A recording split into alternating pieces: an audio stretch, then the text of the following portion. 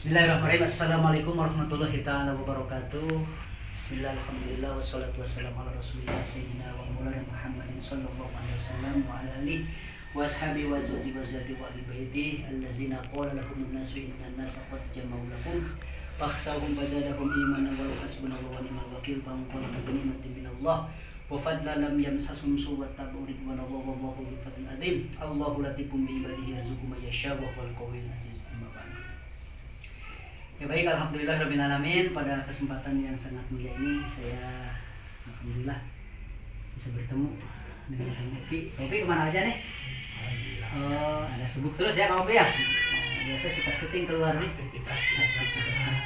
Ya pemirsa sekalian yang saya hormati juga yang saya muliakan, mudah-mudahan pemirsa sekalian ada selalu dalam lindungan Allah Subhanahu wa taala. Kita semua selalu dalam rahmatnya Allah Subhanahu wa taala. Segala cita-cita, keinginan temanya mudah-mudahan Allah Subhanahu wa taala mengabulkan. Jadi tadi temanya gimana? Klarifikasi masalah. Ya ada ini masalah al-hikmah ya. Oh iya. Ya masalah hikmah yang sekarang lagi rame diperbincangkan di media sosial gitu kan. Artinya klarifikasinya itu kan ya kita bicaranya mungkin yang di luar sana lah gitu kan, membongkar katanya kan bahasanya kan gitu. Kan bahasanya kan membongkar gitu kan. Oh, membongkar yang si merah itu ya. Itu lah kita tidak sebutkan. Ya gitu Ustaz. Jadi artinya kita karena yang kita sebagai jamaah juga gitu kan, artinya kita juga berkecimpung gitu ya. Artinya kita berada di dalam hal tersebut gitu kan. Artinya kita juga merasa diadili nih sekarang gitu kan. Nah itu mungkin seperti itu alasannya Ustaz gitu kan. Kita merasa diadili gitu Ustaz. Ya terima kasih. Tapi jawaban di sini saya bukan sebagai ahli ya, sekali lagi saya bukan sebagai ahli. Setidaknya ya untuk melakukan sih alhamdulillah sebagian gitu. Yang saya lakukan di sini intinya baik itu dalam pengobatan atau dalam memberikan solusi-solusi kepada tamu-tamu saya yang sering datang, itu memang kita mengandung atau menggunakan bagian dari ilmu hikmah ya. Jadi ilmu hikmah yang saya ketahui di sini merupakan ilmu yang betul-betul bukan kayak sulap atau gimana gitu ya. Jadi ilmu hikmah sulap dan sulap itu tidak ada istilahnya satu kesatuan gitu. Namanya ilmu hikmah itu tadi yang pertama adalah kita lebih mendekatkan utamanya kepada Allah Subhanahu wa taala dalam segi hal-hal baik itu berupa amalan ataupun pengamalan-pengamalan yang telah kita ketahui dari guru-guru kita semua. Dan hikmah itu adalah sebagai obat penawar gitu ya, untuk mengobati batin ya. Yang utamanya kita jelas mengambil daripada Al-Qur'an, kan Al-Qur'an ada wa nunazzilu minal Qur'an ma huwa syifaa wa rahmatun lil mu'minin. Itu udah jelas ya. Jadi kalau Al-Qur'an dipakai untuk obat sudah jelas kan ada ayatnya.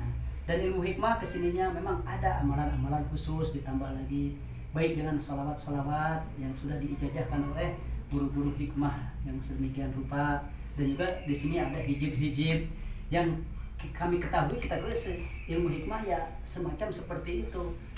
Dan juga ditambah dengan kita memberikan nasihat-nasihat yang baik kepada orang, bukan semacam kayak maaf ya seperti peragaan-peragaan kayak ada keanehan yang itu mah hanya permainan ya, itu mah permainan sih. Gimik, jadi ya? Iya itu mah permainan ya.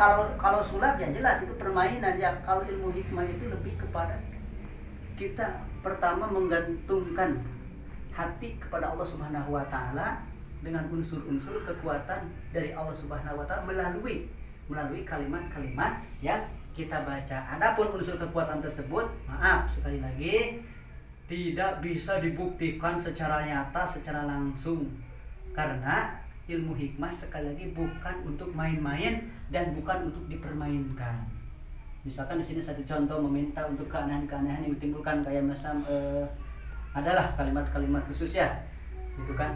Untuk itu, untuk ini mungkin pemirsa atau para netizen lah di sana juga mungkin sudah banyak mengetahui, karena kan sekarang banyak juga perguruan-perguruan hikmah ya di situ.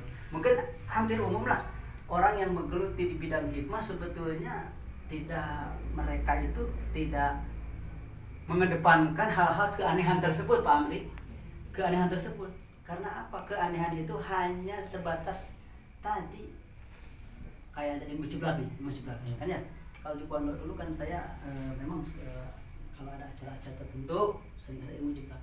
Itu hanya memperagakan saja. Itu pun nggak bisa sekarang setiap waktu, setiap hari. Karena apa? Namanya orang yang mempunyai ilmu kekuatan justru mereka tidak akan pernah memperlihatkan secara langsung, dan itu akan dipergunakan pada waktunya, bukan untuk dipertontonkan secara nyata, secara langsung, bukan. Tapi kita meyakini bahwa itu ada unsur kekuatan, ada unsur energi daripada amalan tersebut gitu ya, amalan tersebut. Tetapi maaf sekali lagi teman-teman yang di sana yang mungkin sering gitu kan mempertontonkan, bagi saya itu sangat disayangkan kalau ternyata kesininya jadi bahan cemoohan ya, jadi bahan cemoohan. Ada yang mengetes segala, ini orang-orang yang mengetes ini emang macam apa sih? Itu emang pantas gitu kan mereka mengetes seseorang gitu kan, apalagi yang dikatakan mengetes ilmu batin, ilmu hikmah. Siapa sih itu yang memang yang berani mengetes tentang keilmuan seseorang? Siapa sih? Apa ada haknya gitu kan? Hak siapa sih itu yang lebih berhak mengetes? Nggak ada.